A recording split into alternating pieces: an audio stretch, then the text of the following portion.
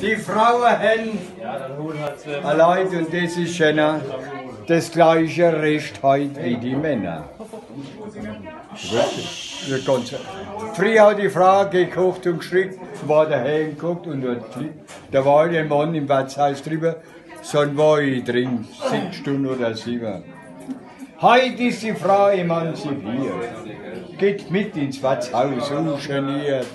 Hat früher ins Kaira delikat, da hätten die Nachbarsleute als gesagt, oh, das junge Freli ist ein Buddha, das kannst du gucken.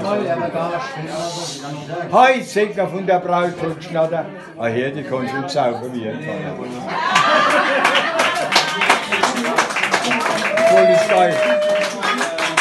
Wollte ich eigentlich gar nicht bringen, das war das gar nicht. Ne? Als weiß ich gar nicht, was die Frau, mit der Frau wollte ich was bringen.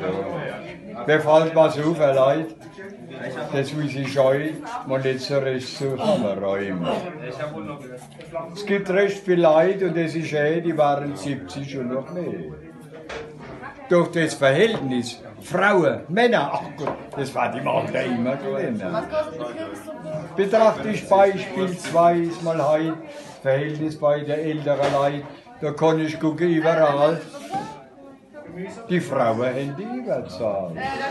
Die Männer, die dazu kehren, wo du noch fragst, da kannst du bloß hören, mein Mann, was fragen Sie denn noch? Mein Mann, der ist schon Jahre tot. Doch komme ich auch von Zeit zu Zeit zusammen als mit jungen Leuten. Und das ist, was mich so stört, da ist das Verhältnis umgekehrt.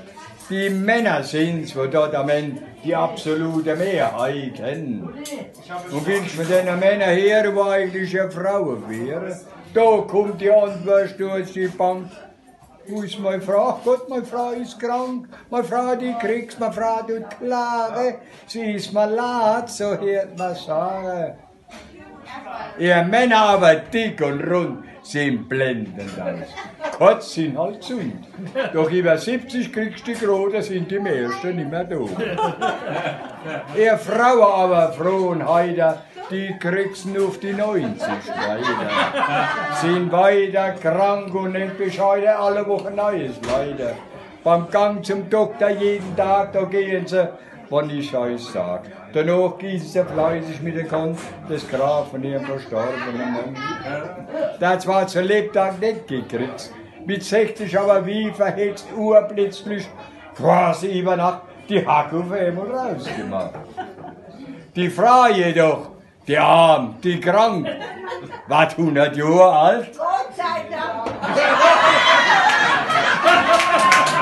Dank!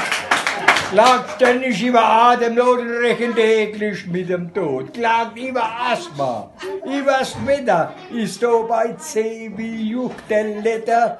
Ihr Krankheit gibt bloß Mittwochsruhe. Ah jo, da hat der Doktor zu. Drum, was auch ich, eins ist klar. Nix ist ja schon wie eine kranke Frau.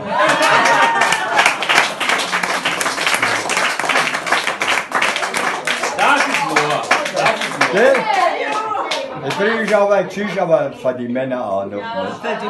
Die sollen ja auch nicht da, die lassen sich auch jetzt außen vor. Ist wahr, auf jeden Fall. Aber wir sind ja lauter junge Leute, bei uns geht es ja noch ein bisschen. Allein erfahrene Herren werden es wissen. Im Alter, oh, da haben wir es auf Beine. Jo, es lässt der Druck sich arg vermissen. Und jetzt, naja, was macht man da? Erst tut man das ja gar nicht merken. Ganz langsam nimmt die Durchlaufstärke allmählich ab, da am vorderen Rohr. Dann kommt ihm etwas komisch vor. Der Strahler, der war ja immer dünner. Und da ist ja fast kein Druck dahin. Der Bogen, der kommt auf dich zu und trifft ja beinahe schon die Schuhe. Es war dann ganz plötzlich klar, nein, es ist nicht mehr so, wie es früher war. Beim Pinkler ist es der Toilette gerade so, wie wenn ein Stotterer redet. Nicht bloß der Strahl, der geht zurück, es geht auch nicht mehr an dem Strick. Die suchen dann mal Gespräche halt mit Freunden, die schon gerade so alt Die sagen, ja, das ist gesagt, also Symptome habe ich auch. Bei mir tut es ja auch kaum noch gehen.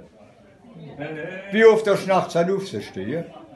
No, man überlegt, dann kommt man drauf, wieder, ich schaue ja 5-mal nachts auf.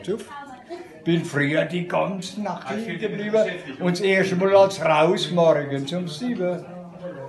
Jetzt sagt er, jetzt ist klar, das ist bei dir die Prostata, das merkt man schon am engen Bogen, du musst ja wohl zum Urologen.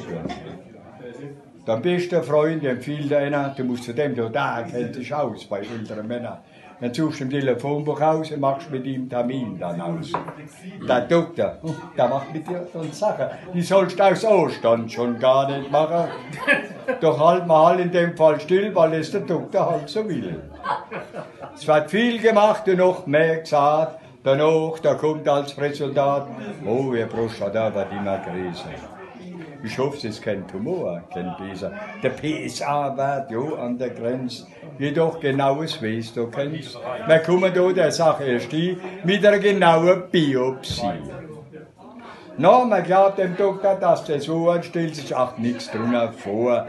Doch denkt man später, ja, dass er Busse, wir gescheiter nicht machen lassen.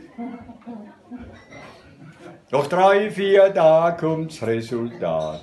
Befund